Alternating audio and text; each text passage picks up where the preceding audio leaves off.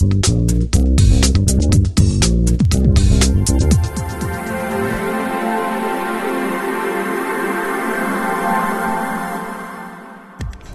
the capital gains tax concessions came in September 1999, trusts are the vehicle of choice for owning assets which are likely to appreciate. The reason for that is a trust and a human and a partnership, but I'll come back to that in a moment. A trust is entitled to take advantage of what's called the small business CGT concessions, whereby if there is a capital gain made on the sale of an asset, only half the gain is subject to capital gains tax. Now that gets better if it is a small business, and by that there are specific criteria, but invariably the person who runs it has a controlling interest, and by that I mean 50% or more, soon to become 20%, has assets less than $5 million, and carries on an active business. It's not just enough to have a business which is deriving rents from rental properties. It has to be a business that carries on a shop or a presence of some sort. If that is the case and you are a small business, then you are entitled to have a further 25% tax-free. So out of a $100 gain, if you've owned the asset which is being sold for more than 12 months, $50 is tax-free if held through a trust. Take another $25 off if it's a small business. So you'd only be paying tax on $25 of the $100 gain. Tax on $25 at most will be around about $11. So an effective tax rate of 11% means trusts are quite attractive. The problem with trusts is trust laws are perhaps even more onerous than company law. They tend also to be something which is often ill understood by accountants. Some lawyers even stay away from trusts. They're not easy. Unlike the Corporations Act, which is a 2001 version, there is no Trust Act, which means you're bound by common law, the need to read cases and precedents. That makes it all the more difficult in that there are literally almost 1,000 years of cases on trusts, having been a construction of the of medieval England and around about 1180 under King Henry II. We don't go back that far, but there are literally trust cases of 300 and 400 years old that we are required to read to understand how trusts work.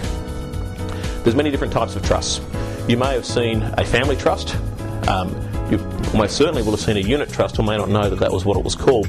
Most of the listed trusts that are on the Australian Stock Exchange are unit trusts. And similar to a company, they give the unit holder a defined proportion of whatever it is that the trust does. If you own a quarter of the units, you get a quarter of the income. With a family trust, they tend to be the domain of a family unit. Their more correct name is a discretionary trust. What that means is there is a trust which owns assets, and I might draw it on the board if I may. The trust might own, for instance, a shop, and out of that shop comes some rents. The trustee receives the rents. What do I do with it at year end? This being a family trust, I get to choose which of my family members are entitled to benefit under that trust. $100 comes in, there are expenses of $30, there's $70 to distribute. How do I distribute my $70? That tends to be the question that the accountants grapple with on the 30th of June or slightly before. The Tax Act requires that a trust at the end of each financial year distribute its profits to someone. If it is that the profits are not distributed, then the trustee itself is taxed at the highest marginal rate. Now, if all of your beneficiaries are already at the top marginal rate, that's not all bad.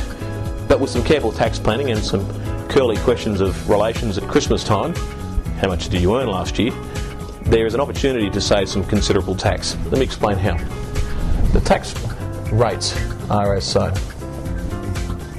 If you're able to identify family members that fit somewhere in that bracket, when your income might otherwise have been down here, you can see there's some fairly substantial tax savings to be made. Now, Aunt Jenny now gets another 70. How much tax is on the 70 is a function of what other income she has. Again, that's something an accountant will help you with at the year end. But what it does enable is the ability to, after the event, after the trust has already earned the $70, decide which of these potential family members is the best person to give it to augment their taxable income. It may well be that you have no one in those brackets. It may be that you've only got somebody, a brother, a sister, a cousin, a spouse, a child, who falls in this bracket. That is all good. It's still better than distributing to a company.